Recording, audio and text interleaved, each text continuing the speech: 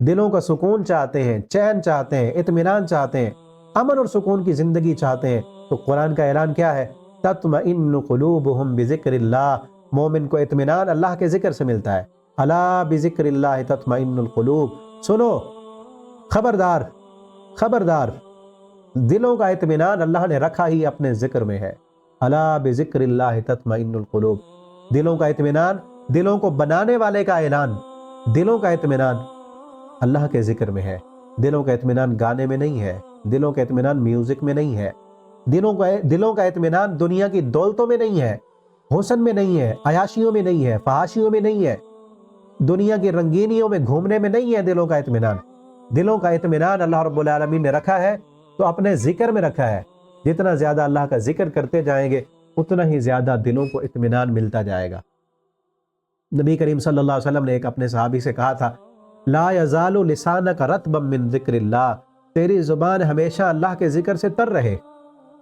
تو آپ بھی اگر چاہتے ہیں کہ آپ کی زندگی میں سکون ملے، پریشانیاں ٹل جائیں، ہمیشہ چلتے پھرتے اٹھتے بیٹھتے، آپ ڈرائیونگ کر رہے ہیں، گاڑی پہ جا رہے ہیں، آپ گھر میں ہیں، آپ خواتین ہیں گھر میں، آپ سالن بنا رہی ہیں، آپ افطاری کا سامان تیار کر رہی ہیں، آپ کیا کریں؟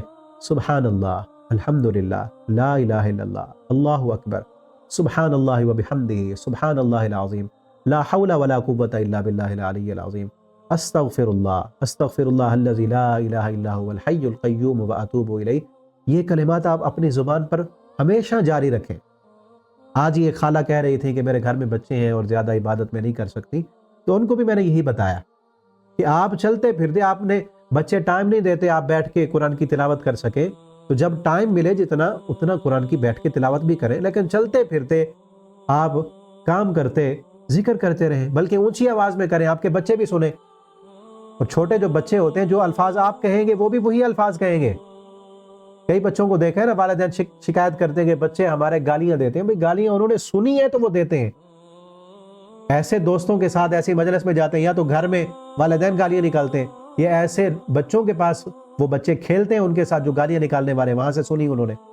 جب ماحول ایسا ہوگا، آپ الحمدللہ کہیں، آپ استغفر اللہ کہیں، آپ سونے اٹھنے کی دعائیں پڑھیں، آپ کھانا کھانے کے بعد کی، ٹوائلٹ جانے کی، باہر آنے کی، آپ اونچی آواز میں دعائیں پڑھیں، بچوں کو عادت بنوائیں، ٹھیک ہے نا؟ تو یہ سارا اللہ کا ذکر ہے، یہ جو مسنون دعائیں ہیں یہ اللہ کا ذکر ہے۔ ہر موقع کی جو نبی کریم صلی اللہ علیہ وسلم نے دعا بتائی اس میں اللہ کا ذکر ہے، آپ ذکر کریں۔ اب دیکھیں نا، اس پر غور کریں، جب آپ واش روم سے باہر آتے ہیں، کیا کہا آپ صلی اللہ علیہ وسلم نے؟ کیا سکھایا؟ غفرانک، اللہ مجھے معاف کر دے۔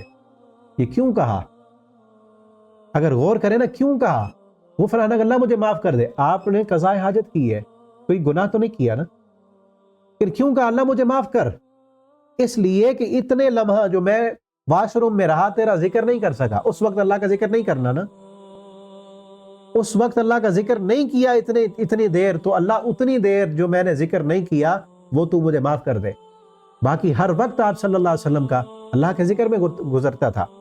امی جان نے گواہی دی، امی عائشہ رضی اللہ تعالیٰ عنہ فرماتی ہیں، نبی کریم صلی اللہ علیہ وسلم ہمیشہ اللہ کا ذکر کیا کرتے تھے، ہر حال میں آپ صلی اللہ علیہ وسلم اللہ کا ذکر کرتے تھے، ٹھیک ہے نا؟ اور یہ جو عام ذکر ہے، سبحان اللہ، الحمدللہ، استغفر اللہ، اس کے لیے ضروری نہیں ہے آپ باوضو ہوں۔ آپ باوضو ہیں تو بہتر ہے، وضو نہیں ہے آپ کا پھر بھی آپ پڑھتے رہیں، کیونکہ نبی کریم صلی اللہ علیہ وسلم ہر حال میں اللہ کا ذکر کرتے تھے، ٹھیک ہے نا؟ لیکن آج ہماری حالت کیا ہے کہ اکثر نوجوانوں کے، انہوں نے جو ہے زبانی گانے تو یاد ہوتے ہیں، ان کو شعر و شاعری یاد ہے، لیکن قرآن کے الفاظ یاد نہیں ہے، استغفار یاد نہیں ہے، اس لیے امن اور سکون نہیں ہے۔ اللہ تعالی ہمیں ان باتوں پر عمل کرنے کی توفیق عطا فرما دے۔